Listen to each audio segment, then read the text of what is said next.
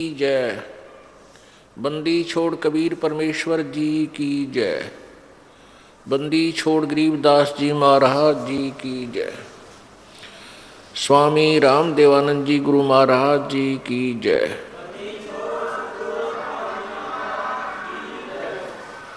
सर्व संतों की जय, सर्व भक्तों की जय, धर्मी पुरुषों की जय, श्री काशी धाम की जय, श्री छुडानी धाम की जय, श्री करौथा धाम की जय, श्री बरवाला धाम की जय। सत साहिब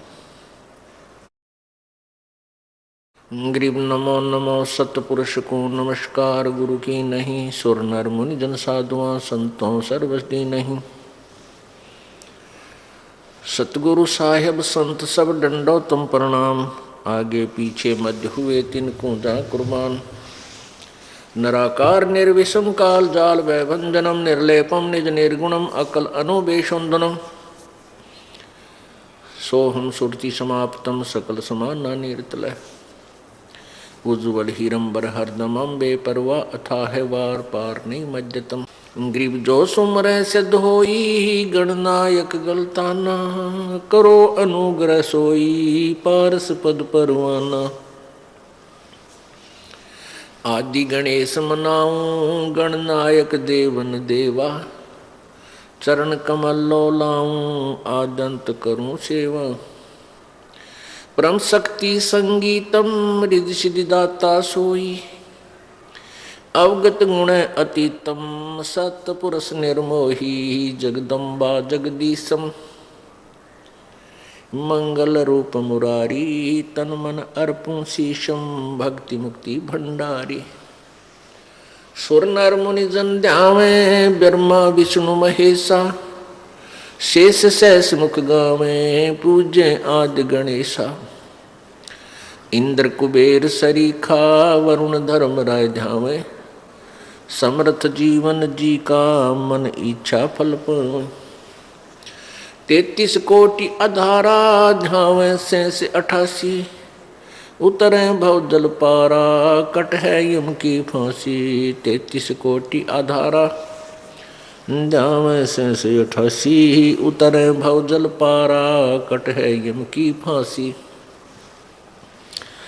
सत साहिब कर जोरूं विनती करूं। धरूं चरण पर शीश। गुरु जी राम देवानंद जी महाराज ने दियो नाम बख्शीश। कोटि कोटि सिजदा करूं कोटि कोटि प्रणाम। चरण कमल में राखियो मैं बांधी जाम गुलाम। कुत्ता तेरे दरबार का मोतिया मेरा नाम। गले प्रेम की जेवड़ी जांखे चो वहां जाऊं मैं। तो करो तो बावड़ू दूर दूर करो तो जाऊं।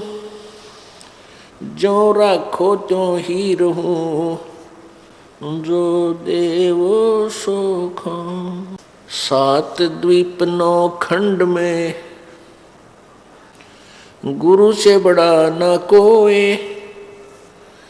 करता करे न कर सके गुरु करे सो होवे। कबीर राम कृष्ण से कौन बड़ो। उन्हों भी गुरु कीने 3 लोक के वे धनी। गुरु आग आदीन।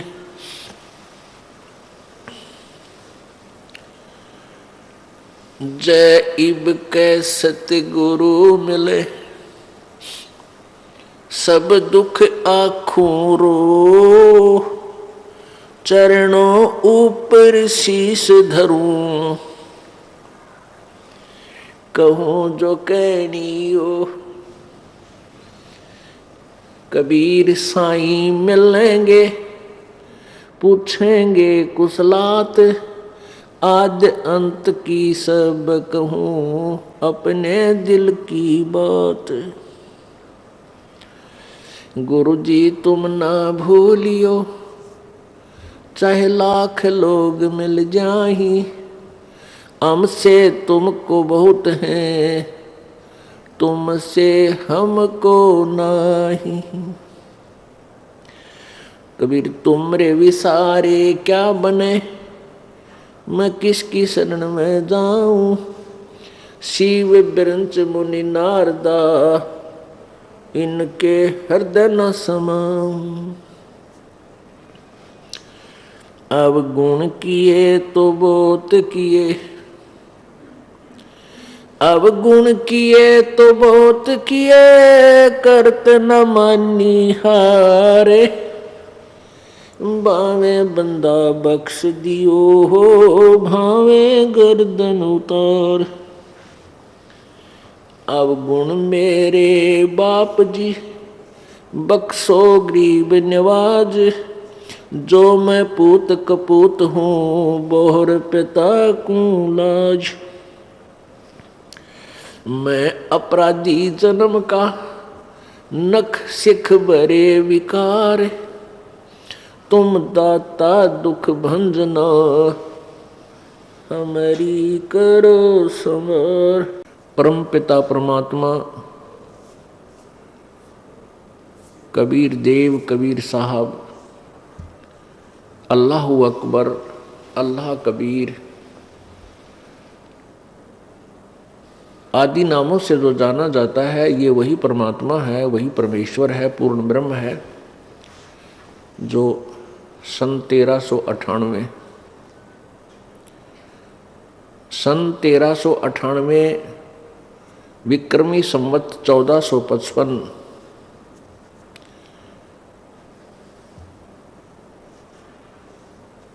में भारत की पवित्र धरती बनारस के अंदर, काशी शहर के अंदर, एक लहर तारा तालाब में विकसित कमल के फूल के ऊपर शिशु रूप धारण करके प्रगट हुए थे, अपने सतलोक से चलकर आए थे।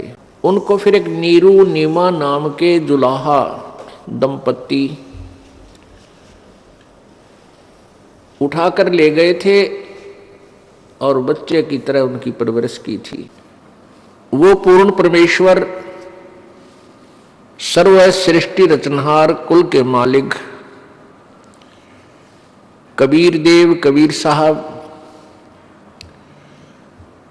लीलावत बड़े हुए, वो परमात्मा पूर्ण ब्रह्म, सर्व सृष्टि रचनहार, कुल के मालिक अपने सतलोक स्थान को त्याग कर, वहां से गति करके, वहां से चलकर इस काल के लोक में आते हैं। उनका उद्देश्य क्या होता है? उद्देश्य परमेश्वर का ये होता है कि मैं अपनी प्यारी आत्माओं को अपने ही स्थान, अपनी ही महिमा, जहाँ से ये सभी आए हुए हैं, वो स्थान याद कराऊं। अर्थात एक तत्वदर्शी संत की भूमिका करने के लिए परमेश्वर कबीर जी स्वयं ही यहाँ आते हैं और वो अपने मुखारविंद से अपनी महिमा वर्णन करते हैं, दोहों के माध्यम से, लोकोक्तियों के माध्यम से, कविताओं के द्वारा।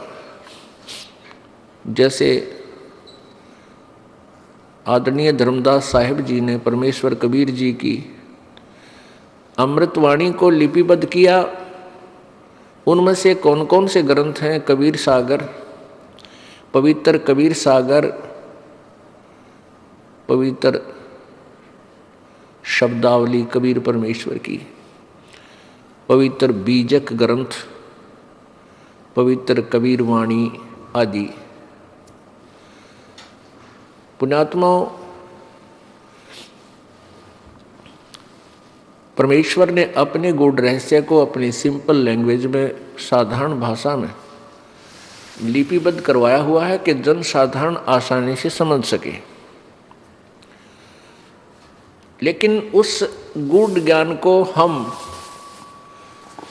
इसलिए स्वीकार नहीं कर पाए कि ये ज्ञान एक अशिक्षित अर्थात एक जुलाहे के द्वारा दिया हुआ है, और वो जुलाहा कबीर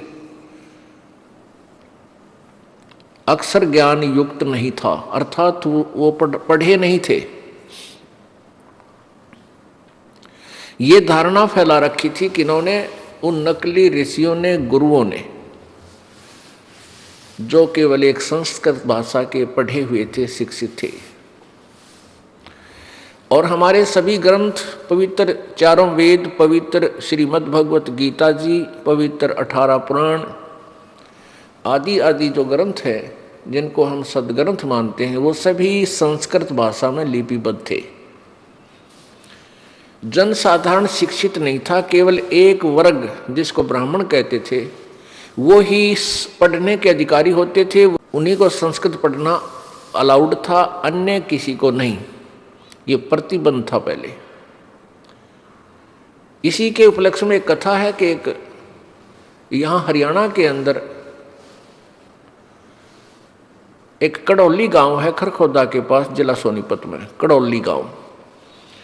उस कड़ौली गांव का एक किसान का लड़का, जाट का लड़का, निश्चल दास, उसके मन में प्रेरणा हुई कि अभी हमारे सदग्रंथ जो हैं संस्कृत भाषा में लिखे हुए हैं, और ये हमारे गुरु लोग जो ब्राह्मण लोग हैं, कोई भगवान की महिमा किसी प्रकार सुनाता है, कोई किसी प्रकार सुनाता है, तो क्यों ना मैं संस्कृत पढ़ूं और इन सदग्रंथों को यथार्थ समझकर जनता को बताऊं। ये जो नकली गुरु हैं, ब्राह्मण जो उस समय के गुरु जी थे, वो केवल स्वार्थवश ही शिक्षा ग्रहण करते थे। काशी विद्यापीठ में पढ़ने जाते थे और वहाँ से जो शिक्षा ग्रहण करके आता था उसकी वैल्यू ज़्यादा हो जाती थी, सभी लोग उसी से पाठ सत्संग आदि कराते थे और अधिक वो दक्षिणा ग्रहण करके सेठ बनता था।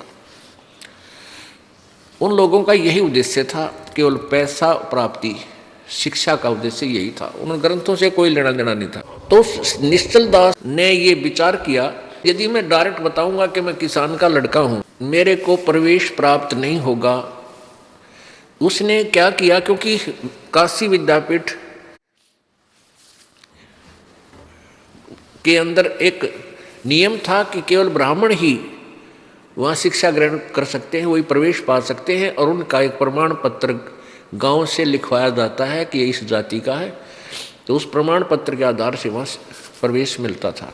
तो निश्चल दास जी ने अपने गांव के नंबरदार से और लिखवा लिया कि ये ब्राह्मण जाति से संबंध रखता है, प्रवेश पा लिया, अच्छी तरह शिक्षा ग्रहण करी, और वो प्रतिवर्ष सबसे उत्तम श्रेणी से पास होता रहा, सफल हुआ। जब उसने अपनी शिक्षा पूरी कर ली तो तब उसका वापसी हुई, तो वहाँ के जो प्राचार्य थे, मुख्य प्राचार्य, हेड मास्टर, प्रिंसिपल, उनकी कन्या विवाह के योग्य हो चुकी थी,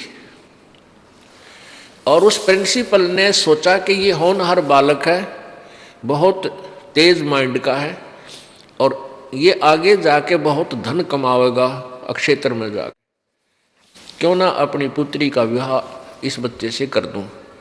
जब उस निश्चल दास ने कहा कि गुरुदेव आशीर्वाद दो, आपका बच्चा सफल हुआ अपने कार्य में, मेरी विद्या पूर्ण हुई आपकी कृपा से, तो उसने कहा कि बेटा कोई गुरु दक्षिणा नहीं देगा क्या? निश्चल दास ने कहा कि जो आज्ञा महाराज, मुझ गरीब के पास देने को कुछ है नहीं, आप आदेश दो।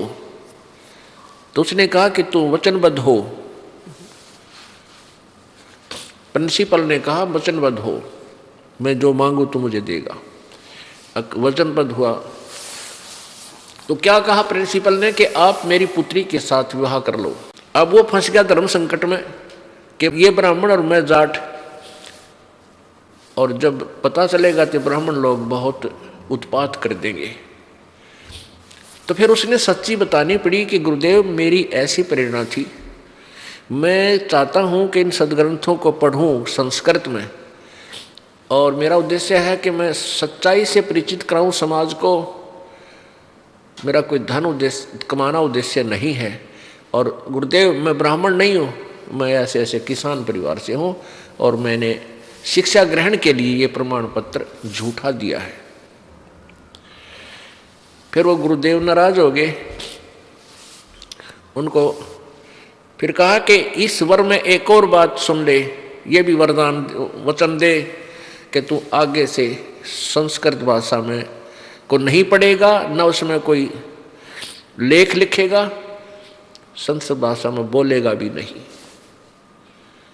और मैं तुझे श्राप देता हूँ कि तुझे 3 ताप के अंतर्गत दुख होगा। तूने झूठ बोला है और झूठ बोल करके शिक्षा ग्रहण की। अब उसने कहा ठीक है गुरुदेव, जो आप किया गया। उस निश्चल दास जी ने फिर संस्कृत ना तो लिखी ना पढ़ी, क्यों प्रतिबंध ला दिया उन्होंने। और उस समय ये धर्म के ठेकेदार ना जाने के जुल्म करवा देते थे।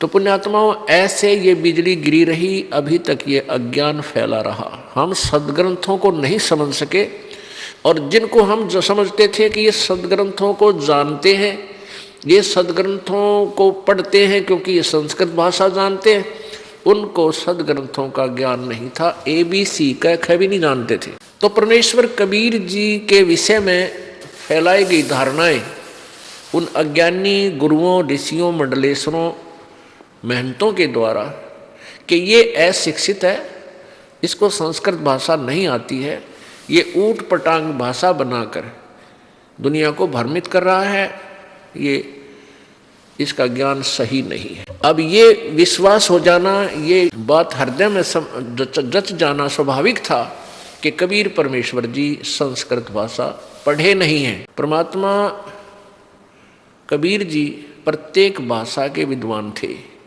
क्योंकि परमात्मा अंतर्यामी होते हैं और वो आत्मा के जीव जंतुओं की भी भाषा समझते हैं।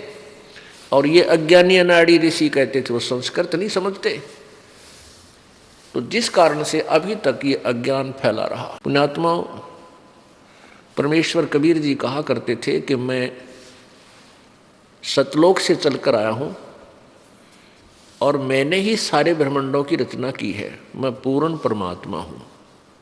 लेकिन इस बात को कोई नहीं मानने को तैयार होता था, और बल्कि ये कहते थे कि ये अभिमानी व्यक्ति है, अपने आप को भगवान कहता है।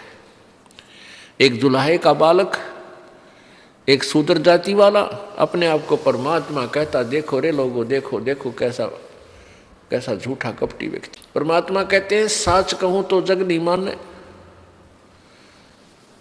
और झूठा जगपति आई हो।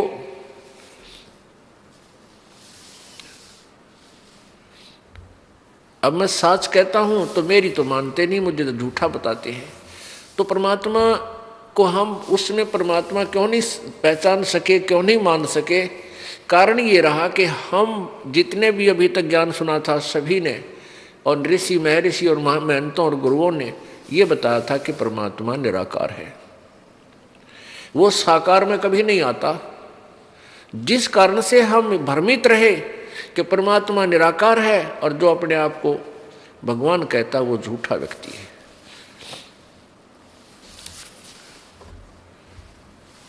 पुण्यात्माओं, हमने अभी तक जो ज्ञान सुना हो बिल्कुल विपरीत सुना हुआ है, कोरा अज्ञान सुन रखा है। अब ये ज्ञान परमेश्वर ने स्वयं आकर बताया था 600 वर्ष पहले, उस समय जनता अशिक्षित थी। अब 1947 के बाद भारतवर्ष स्वतंत्र हुआ, उसके बाद यहाँ शिक्षा का एक जोर शोर से प्रचार हुआ। आज बालक से लेकर बूढ़े तक सभी शिक्षित हैं, और आज हम अपने सदग्रंथों को अच्छी तरह पहचान सुन सकते हैं और देख सकते हैं। उस समय जनता अशिक्षित थी, परमात्मा के इस अनमोल ज्ञान को हम स्वयं नहीं देख सके, जिस कारण से हम उन अज्ञानी संतों, ऋषियों, महंतों की बातों पर विश्वास करके अपने भगवान को पहचान नहीं सके। परमेश्वर कबीर जी कहते थे कि वेद मेरा भेद है, मैं ना वेदन के माही, और जौन वेद से मैं मिलूं ये वेद जानते नाही। वेद, चारों वेद, ऋग्वेद, यजुर्वेद, सामवेद और अथर्ववेद, ये चार वेद सुप्रसिद्ध हैं। लेकिन परमात्मा ने जो पांचवा वेद अपने मुखारविंद से, अपने मुख कमल से उच्चारित किया है, वो पांचवा वेद है, वो तत्व ज्ञान है। परमात्मा परमेश्वर कबीर जी कहा करते थे कि जौन वेद से मैं मिलूं वो ये चारों वेद जानते ना। जिस वेद से, जिस ज्ञान से, जिस विधि से मेरी प्राप्ति होगी वो इन चारों वेदों में वर्णित नहीं है। अपने आत्माओं, चारों वेद गवाही दे रहे हैं, चारों वेद गवाही दे रहे हैं कि उस पूर्ण परमेश्वर के ज्ञान को, उसके विषय में जानकारी को कोई तत्वदर्शी संत बताता है, उससे सुनो। इससे सिद्ध है कि वेद ज्ञान कंप्लीट नहीं है, ये पूर्ण नहीं है। ऐसे ही पवित्र गीता जी अध्याय नंबर 4 के श्लोक नंबर 32 में कहा है कि जो ज्ञान मैंने अभी तक दिया है अर्जुन तेरे को, कि भी कोई तो देवताओं की पूजा करता है, गीता जी अध्याय नंबर 4 के श्लोक नंबर 25 से लेकर 31 तक,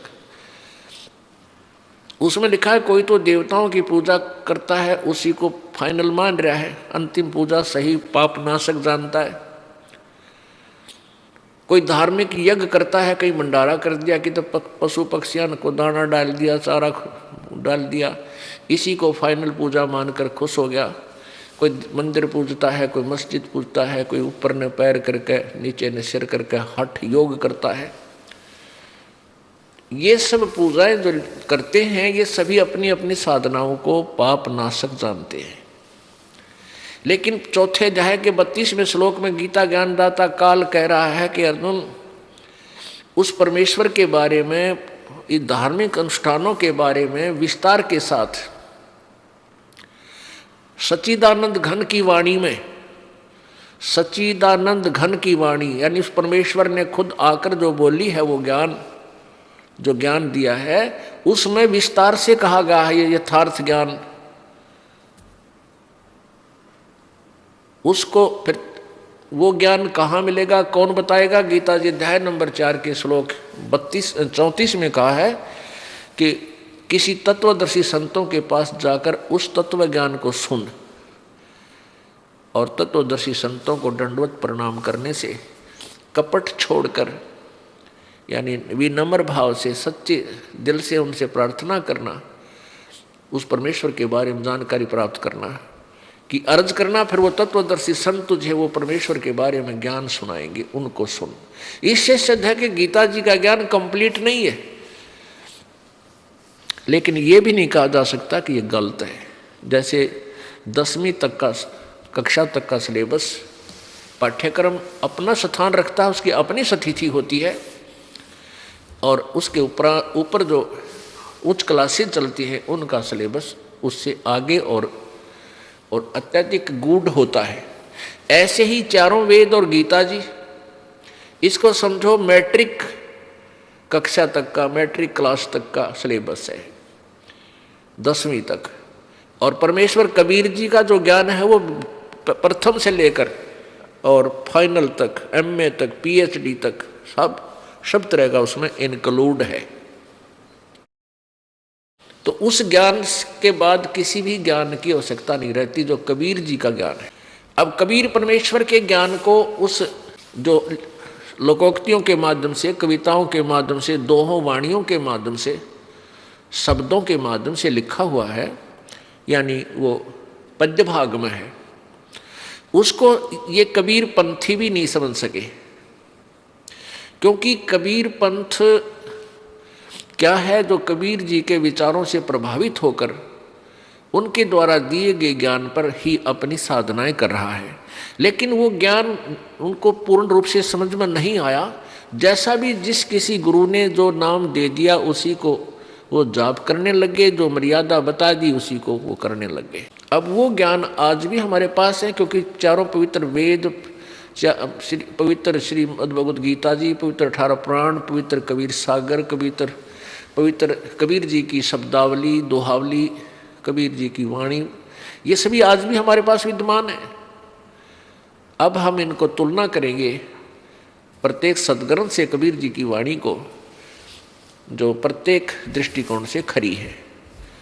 तो उस ज्ञान को ना समझकर कोई कुछ नाम जाप करता है, कोई कुछ नाम जाप करता है, तो वो साधनाएं गलत है। जैसे हमने आम के पेड़ के स्थान पर बबुल का बीज बीज के और उसकी पूजा कर रहे हैं, उसकी सेवा कर रहे हैं, सिंचाई कर रहे हैं, उसकी सुरक्षा के लिए चारों तरफ प्रोटेक्शन कर रखा है, और हम कह रहे हैं कि हम आम बीज रखा है, तो वो कोई जानकार व्यक्ति आकर कहे कि ये तुम्हारा आम का पौधा नहीं है, तो उसने सावधान होना चाहिए, कारण पूछना चाहिए किस कारण से आप कह रहे हो कि आम का नहीं है। फिर वो क्या करेगा, आपको आम का पौधा दिखाएगा, ये देखो ऐसा होता है, और ये पेड़ है आम का, देखो इसको आम लगे हैं, तो तब हमें भिन्नता का पता लगेगा। ऐसे ही जो पूजाएं आप कर रहे हो कोई कबीर पंथ में, कबीर पंथ एक आम का पौधा समझो, कबीर जी का पंथ आम का पेड़ है, और उसमें उस पंथ को आम का पेड़ ना बो करके अन्य जो साधना आप कर रहे हो, अर्थात कबीर जी के अकॉर्डिंग परमेश्वर जी ने बताया था जो मंत्र जाप, उसको त्याग कर और कोई और साधना कर रहा है, कहता मैं कबीर पंथी, तो वो आम के पौधे के धोखे में और किक्कर बबूल का बीज बोए बैठा है। तो ये दास का उद्देश्य है कि उनको ये समझाऊं कि ये आपकी साधना ये ठीक नहीं है, ये कबीर जी के पंथ वाली नहीं है, ये आम का पेड़ नहीं है, ये बबूल का पेड़ है। भिन्नता करके दिखाएगा ये दास, आपको 5 दिन में यही निर्णय देगा, सदग्रंथों के आपको आपके रूबरू करेगा, आपके प्रत्यक्ष करेगा, आंखों दिखाएगा कि ऐसा आम का पौधा होता है, आपका ऐसा पौधा है, ये बबूल है। फिर आपको पता लगेगा सचमुच हम गलत साधना कर रहे हैं, तभी आप उस बबूल के पेड़ को फेंक सकोगे, छोड़ सकोगे, अन्यथा आप उसका चिपके रहोगे और लास्ट में आपको कांटे मिलेंगे, आम नहीं मिलेगा, फल नहीं मिलेगा, अर्थात आप काल के जाल में ही रह जाओगे। दास का उद्देश्य वही उद्देश्य है जो परमेश्वर का उद्देश्य था। परमेश्वर कबीर जी ने 600 वर्ष पहले आकर यही झाड़े भरे थे, यही जन जन को जाकर समझाया था। दुनिया ने उनको भुंडा कहा, गुंडा कहा, बदमाश कहा, ये झूठा कहा, लेकिन वो परमात्मा थे, अपने बच्चों के लिए भटक रहे थे कि मेरे बच्चे किसी प्रकार मुझे पहचाने और काल के जाल से निकलकर सतलोक चले। काल भगवान ने बहुत भयंकर जाल फैलाया है। परमेश्वर जब जोगजीत नाम से आए थे और काल के साथ उनका वाद विवाद हुआ था, तो इस काल ने कहा था कि मैं 12 नकली पंथ चला दूंगा और तेरी महिमा को गाएंगे, कबीर कबीर कबीर करेंगे, लेकिन सब में अज्ञान भर दूंगा, साधना उनकी नाम जाप गलत करवा दूंगा। वो कहेंगे हम कबीर पंथी हैं, 12 पंथों के अनुयायी होंगे, कबीर जी की महिमा करेंगे, लेकिन वो आम के स्थान पर सबको किक्कर बबूल भिजवा दूंगा, अर्थात उनकी साधनाएं गलत करवा दूंगा और वो मेरे ही जाल में रहेंगे। कहा था काल ने 12 पंथ करूं मैं साजा, नाम तुम्हारा ले करूं आवाजा। 12 यानी 12 पंथ, 12 पंथ नाम जो ले ही, हमारे मुख में आन समोही। इन 12 पंथों में, कबीर वाले 12 पंथों में जो नाम लेगा वो मेरे ही जाल में फंसा रहेगा, बाहर नहीं जा सकेगा। फिर परमेश्वर ने कहा था भाई 12वें पंथ में हम ही चलकर आएंगे। जब ये 12 पंथ चल चुके होंगे, उसमें 12वां पंथ है गरीबदास पंथ, संत गरीबदास जी का, जो हरियाणा छुड़ानी में है, हरियाणा स्टेट के अंदर प्रांत में, और जिला झज्जर पहले रोहतक जिले में था। तो वहाँ गरीबदास जी आए हैं और उनको परमात्मा कबीर जी मिले थे। आज का जो समागम प्रारंभ हो रहा है ये 26 फरवरी 2010 का जो दिन है, ये द्वादशी है,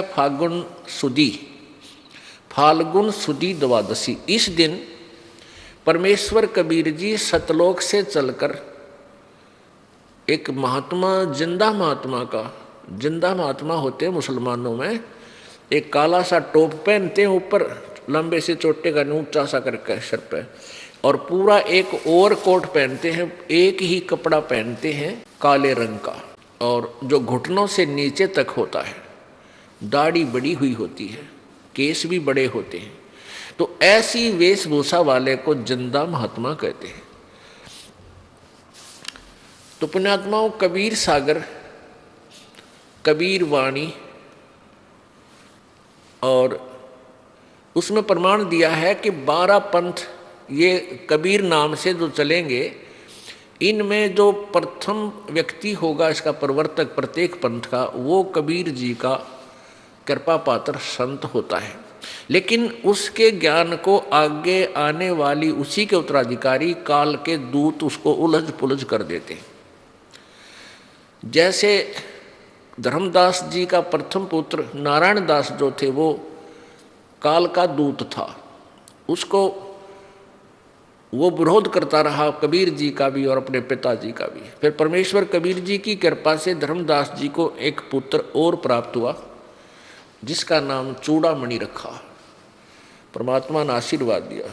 तो चूड़ामणि जो था वो प्रथम धर्मदास जी के जो वंशज हैं उनमें से, पंथ जो चले हैं उनमें से वो प्रथम था, और वो उसका ज्ञान सही था। उसके केवल 5 नाम देने का अधिकार दिया गया था, सतनाम और सारनाम देने का किसी को अधिकार नहीं दिया गया था, परमात्मा कबीर जी द्वारा। लेकिन आगे चल के उसी के पीढ़ी में, चूड़ामणि जी वाली पीढ़ी में आगे चल के ये काल के दूत महंत हो गए। उन्होंने वो नाम वास्तविक खत्म करके और ही एक मंत्र लंबा चौड़ा, अदर नाम, अमर नाम, पाताल्य सब सिंधु नाम, इस तरह के एक पूरा श्लोक उनको दान कर देना शुरू कर दिया। कारण क्या था कि ये 5 नाम दिए जाते थे, जो दास देता 7। ये 5 नाम कौन से हैं? ये हमारे शरीर में बने हुए कमलों के, इन प्रत्येक कमल पर प्रत्येक एक देवता का अधिकार है। मूल कमल में गणेश जी, जो हमारे नीचे रीढ़ की हड्डी जहाँ समाप्त होती है, पीछे बैकबोन जिसे बोलते हैं, गुदा के पास, उससे 2 उंगल ऊपर अंदर की तरफ एक कमल है, एक आंतड़ी सी है जिसमें 4 कमल पंखड़ियाँ जैसा आकार है, उसमें गणेश जी का निवास है। उसका मंत्र दिया जाता था कबीर जी द्वारा। फिर उससे ऊपर स्वाद चक्र है, स्वाद कमल है, उसमें सावित्री ब्रह्मा जी का निवास है, और उनका एक मंत्र दिया जाता है जो ये दास आपको देता है, दिया गया था सतगुरु द्वारा।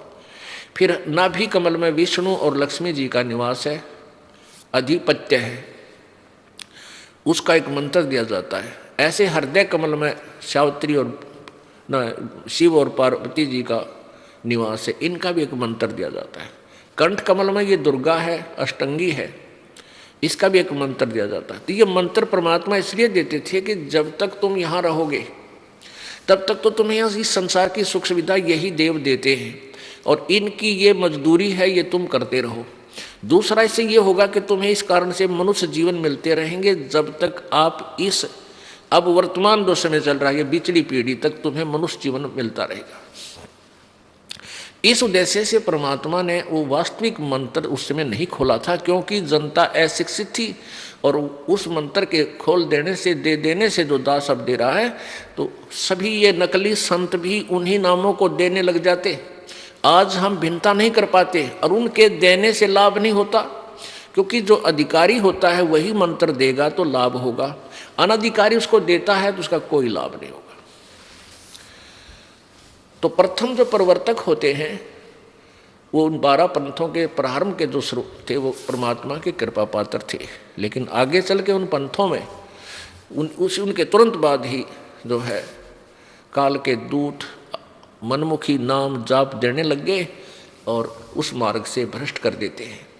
तो इसलिए परमात्मा ने कहा था 12वां पंथ जो गरीबदास पंथ होगा वो चल चुका होगा और बिचली पीढ़ी प्रारंभ होगी उसमें, उस समय हम ही आएंगे उस 12वें पंथ में, आगे चल के हम ही आएंगे और इस ज्ञान के आधार से सभी पंथों को खत्म कर देंगे और केवल एक पंथ चलाएंगे जो परमेश्वर पंथ होगा, जो अब प्रारंभ हो चुका है।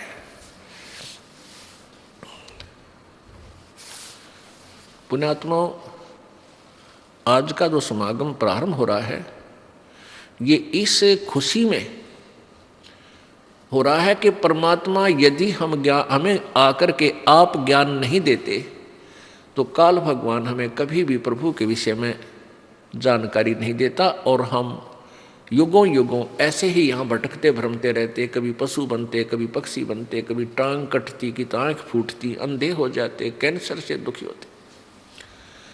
उस दयालु भगवान ने अपने बच्चों पर फिर दया आई और वो आकर के हमें फिर मिले।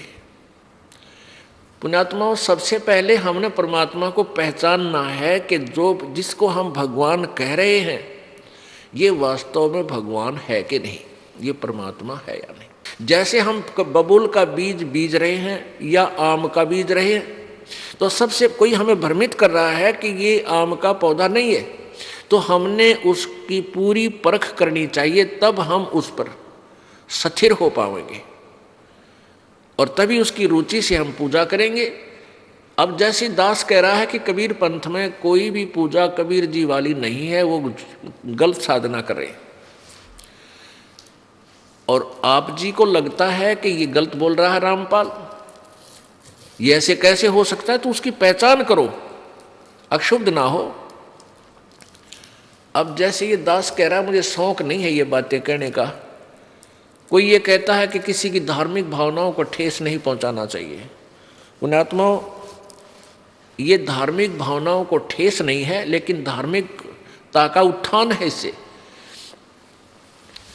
अब ठेस जैसे बालक है, छोटा सा बच्चा, और वो कहीं पर ये बिजली का तार टूट के नीचे लटक रहा है और बच्चे के हाथ की पहुंच में है और उसमें स्पार्किंग हो रही है, उसमें चिंगारियां फट रही हैं, फूल जड़ी सी निकल रही है, उसमें से आतिशबाजी सी निकल रही है और वो बच्चा उसको एक बहुत अच्छी उत्तम वस्तु मान के और वो बच्चा उसको ग्रहण करने के लिए चल रहा है, उसको पकड़ना चाहता है।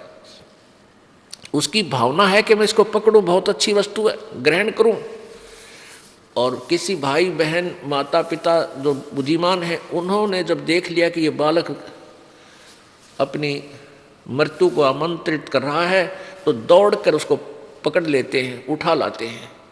जिस वस्तु की उसको भावना थी कि मैं इसको ग्रहण करूं, वो उसकी जानलेवा थी, उसकी भावना को ठेस पहुंचाना उसके जीवन की रक्षा थी, वो अवश्य करनी चाहिए थी और की उन्होंने। ऐसे ही ये दास कर रहा है कि यदि आपकी धार्मिक भावना है और आप भगवान के स्थान पर और काल की पूजा कर रहे हो और उस तार को पकड़ना चाह रहे हो, तो दास आपको आगाह कर रहा है कि जो साधना तुम कर रहे हो ये उचित नहीं है। तो चाहे आपकी फिर धार्मिक भावना को ठेस लगे या ना लगे, वो लगानी आवश्यक है आपकी जीवन रक्षा के लिए। आज का ये शुभ समागम इसी उपलक्ष्य में है कि हम परमात्मा की पहचान आपको बताएं। आपको अभी भगवान की परिभाषा का भी ज्ञान नहीं है, आप परमात्मा का नाम सुना है, उसका ABC का भी ज्ञान आपको नहीं है पूरे विश्व में। अब कुछ भक्ति भक्तजन श्रद्धालु समझते हैं कि ये रामपाल अपने आप को विद्वान समझता है, अभिमानी व्यक्ति है। नहीं, अभिमान का तो इस दास के आसपास भी कोई नामो निशान नहीं है। मैं तो कुत्ता हूँ उस परमेश्वर का, और आप धनियों के लिए भौंक रहा हूँ, आपको जगा रहा हूँ कि आप अपना धन बर्बाद कर रहे हो, चोरी हो रही है, आपका जीवन नष्ट हो रहा है। और जो पुण्यात्मा होंगी वो जाग जाएंगी और अपना धन संभाल लेंगी। लेकिन ये सच्चाई है। आज वर्तमान में विश्व के पास कोई भी आध्यात्मिक ज्ञान यथार्थ नहीं है। सब काल के द्वारा भ्रमित लोक वेद के ऊपर आश्रित हैं और उन्हीं साधनाओं को करके अपना जीवन बर्बाद कर रहे हैं। ये कहने से नहीं, आपको प्रत्यक्ष करके दिखाएगा ये दास इन 5 दिन के समागम में। आज का जो दिन समागम का हमें मिला है सत्संग का, पहले इसके उपलक्ष्य में एक कथा सुनाते हैं। चारों युग में संत पुकारे, कूक कहा हम हेल रे, हीरे माणिक मोती बरसे हैं ये जग चुगता ढेल रे। परमेश्वर कबीर जी कहते हैं, चारों युगों में मैं आया और मैंने भी आवाज लगा लगा कर, हेला देकर, बहुत जोर से आवाज लगा लगा कर बताया कि जो साधनाएं तुम कर रहे हो ये काल साधना है, सत साधना नहीं है, रॉन्ग साधना है तुम्हारी। और जिन संतों को मैं आकर मिला, जिनको मैंने अपने यथार्थ ज्ञान से परिचित करवाया, अपने सतलोक दिखाया, उनको वापस छोड़ा, उन संतों ने भी आवाज लगा लगा कर कूक कूक के ये मेरे ज्ञान का प्रचार किया। लेकिन ये भोली आत्मा काल के दूतों द्वारा भ्रमित, ये हीरे मोती जवाहरात लाल के स्थान पर कंकर इकट्ठे कर रहे हैं, आन उपासना रूपी कंकर इकट्ठी कर रही हैं, ये डले इकट्ठे कर रहे हैं। उन सत भक्ति रूपी हीरे मोतियों को छोड़कर कंकर आन उपासना रूपी अन्य साधना जो कर रहे हैं, यथार्थ साधना को छोड़कर वो कंकर पत्थर अपने थैले में डाल रहे हैं, उनको बहुमूल्य जानकर, जबकि वो यूजलेस है, उनकी कोई कीमत नहीं। तो परमात्मा हमें बता रहे हैं कि चारों युग में संत पुकारे और कूक कहा हम हेल रे, हीरे माणिक मोती बरसे हैं ये जग चुगता ढेल रे। प्यारी आत्माओं, हे पुण्यात्माओं, वो परमात्मा कबीर कितना दयालु हमारे मालिक, क्योंकि वो हमारे पिता हैं। हम सभी चींटी से लेकर हाथी, रंग से लेकर देवता, ब्रह्मा विष्णु महेश इंद्र तक के वो हम सभी के वो पिता हैं। और अपनी संतान का अपने ही माता पिता को दुख होता है यदि वो कहीं दुखी होते हैं। अन्य केवल औपचारिकता करते हैं और 2 दिन पीछे खिसक जाते हैं, लेकिन माता पिता अंतिम श्वास तक अपने बालक के दुख में दुखी रहते हैं। तो हम सभी कबीर जी की आत्मा हैं और काल ने हमें यहाँ भ्रमित करके मिसयूज कर लिया। किसी को देवता अपनी ही उन्हीं की साधना तपस्या आदि करवा के किसी को देव बना दिया, किसी को महादेव बना दिया, किसी को इंद्र की पदवी दे दी और एक दूसरे के साथ हमें आपस में यही उलझा रखा है।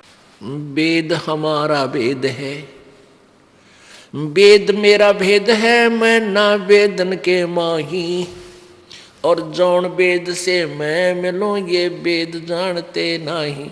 ये चारों वेद परमेश्वर कबीर जी का ही जानकारी दे रहे हैं। परमेश्वर ने कहा था कबीर जी ने कि ये चारों वेद मेरी महिमा का गुणगान करते हैं, मेरी महिमा बता रहे हैं।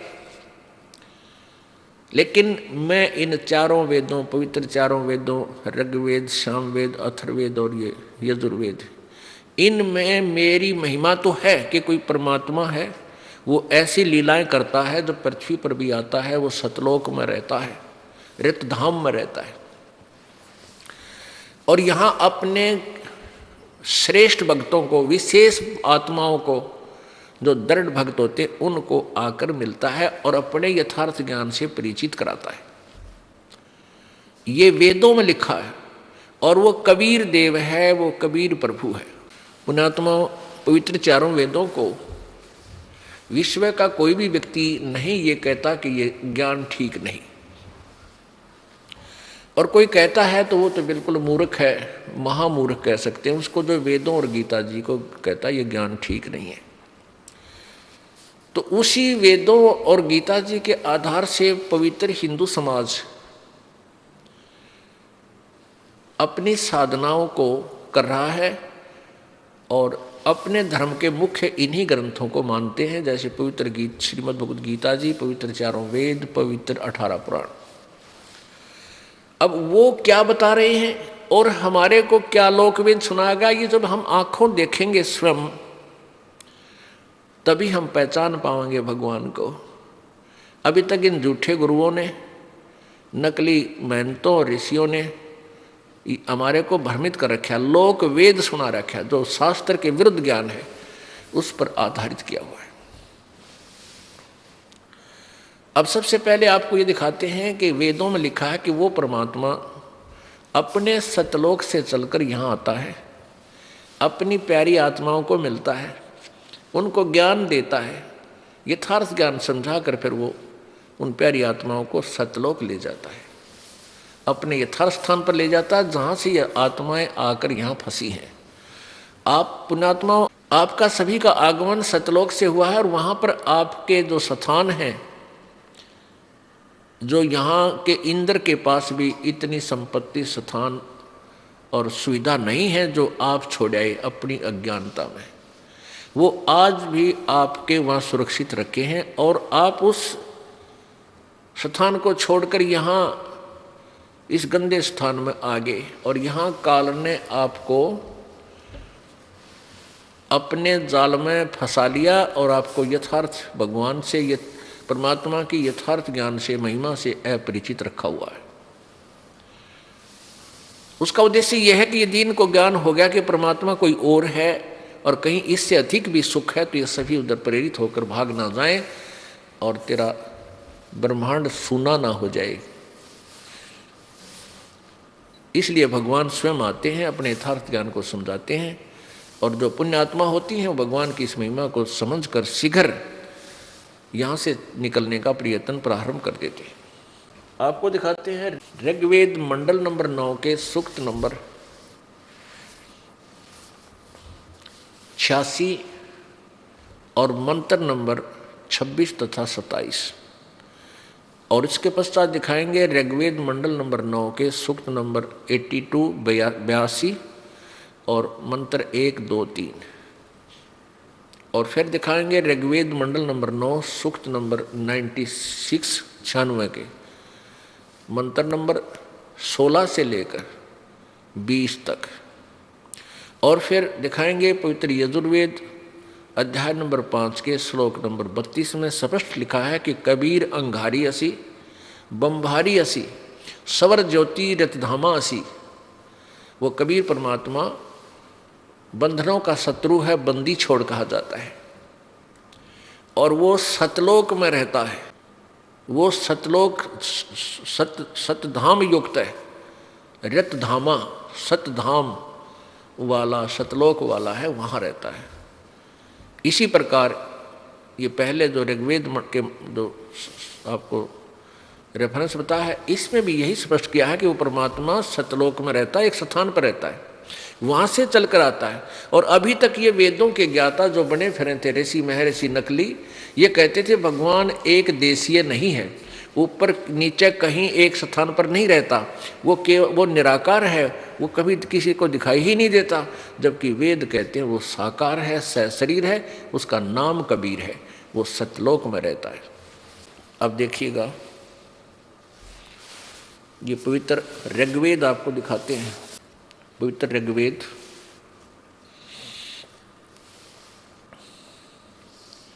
मंडल 9-10, ये महर्षि दानंद सरस्वती द्वारा अनुवादित नहीं है, इन्होंने वैसे इनकी छाप लगा देते हैं ये आर्य समाज वाले कि ताकि ये बिक जाए, बाकी ये अनुवाद किसी और का किया हुआ है। फिर भी हम इन्हीं के अनुवाद द्वारा आपको बहुत कुछ रास्ता देंगे। इसमें लिखा है, प्रकाशक है सार्वदेशिक कार्य प्रतिनिधि सभा, महर्षि दानंद भवन, रामलीला मैदान, नई दिल्ली। इन्होंने लिखा है ऋग्वेद आर्य भाषा भाष्य महर्षि दानंद सरस्वती कृत।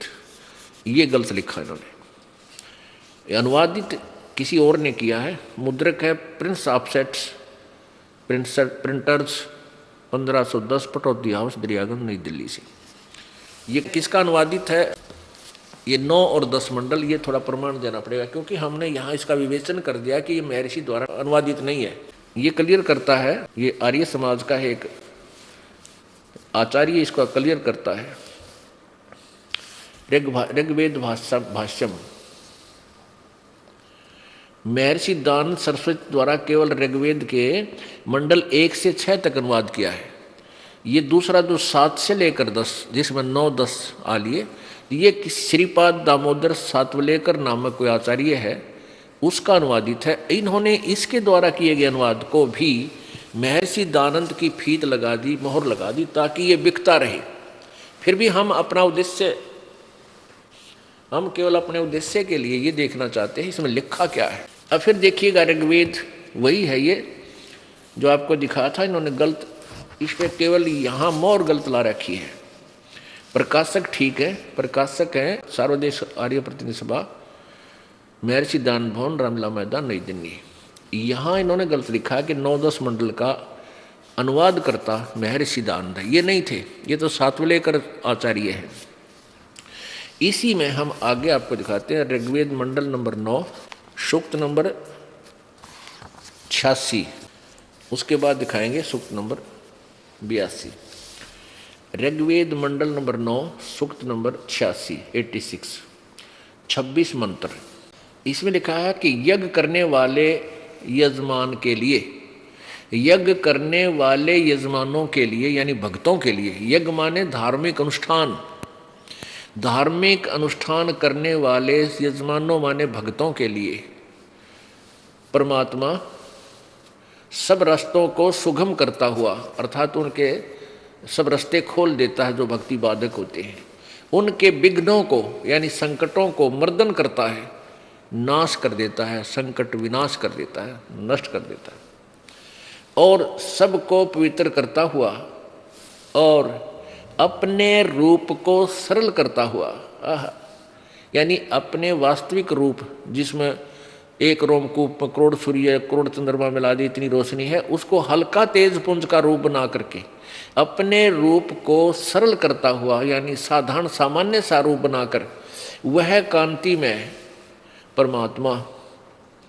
इन्होंने कबीर शब्द का, कबीर ये देखो ऊपर लिखा है, ये कबीर, हम इसको कबीर बोलने लगे, कबीर कबीर, तो कबीर से ये इन्होंने इस कबीर का अर्थ कर दिया, 2 अपसर्ग लगा दी, इसका सर्वज्ञ कर दिया, जबकि यहाँ लिखना था वो कबीर परमात्मा विद्युत के समान यानी बिजली की तरह अचानक बहुत तीव्र गति से क्रीड़ा करता हुआ वर्णीय पुरुषों को प्राप्त होता है। वर्णीय यानी श्रेष्ठ, अच्छे भक्तों को, अच्छे व्यक्तियों को, पुण्य आत्माओं को प्राप्त होता है, मिलता है। अब जिन्होंने ये कबीर शब्द लिखा है ना, कबीर, इसका थोड़ा सा विश्लेषण करेंगे। जैसे ये यजुर्वेद है, ये एक पुस्तक है, ये एक बुक है अध्यात्म ज्ञान की, यजुर्वेद, इसका नाम लिखा गया है यजुर्वेद, और ये ऊपर रह लगा है, ये नीचे अपसर्ग लगाकर भी इसको संधि छेद किया जा सकता है। यजु यजु लिख के अलग से 2 बिंदी लगा दी जाती हैं। तो जैसे कबीर, कबीर को, कबीर देव को इन्होंने क्या किया है, कवि शब्द को संधि छेद कर दिया कबीर देव को, और कवि शब्द के आगे 2 अपसर्ग लगा दी रै के स्थान पर, आधा रै होता है, तो उसका इन्होंने कवि लिख दिया और कवि बना करके उसका अर्थ कर दिया सर्वज्ञ। अब यदि ये यजुर्वेद है, इसको हम संधि छेद कर दें, कहीं पर ये महिमा गाई जा रही हो इस यजुर्वेद की, तो हम इसका संधि छेद कर दें यजु प्लस में वेद, और कहीं यजुर्वेद ना लिखा हो, केवल यजुर लिखा हो, और उसका भी हम अर्थ कर दें यजु माने, यजु का अर्थ होता है यज्ञ स्तुतियां, हम यजु का अर्थ लिख दें यज्ञ स्तुतियां, और ये लिखे नहीं वहां पर कि ये यजुर्वेद है, क्योंकि जिसकी महिमा गाई जा रही है यजुर्वेद की, और उसका अर्थ कर दें यज्ञ स्तुतियां, और ये लिखे नहीं कि ये यजुर्वेद में लिखा है, यजुर्वेद की महिमा गाई जा रही है। तो उस यजुर्वेद को कैसे प्राप्त करेंगे, कैसे पहचानेंगे कि वो कोई बुक है? तो वहाँ लिखना पड़ेगा कि ये यजु जो शब्द है उस पुस्तक के लिए है जो यजुर्वेद है। ऐसे ही इन्होंने कवि शब्द का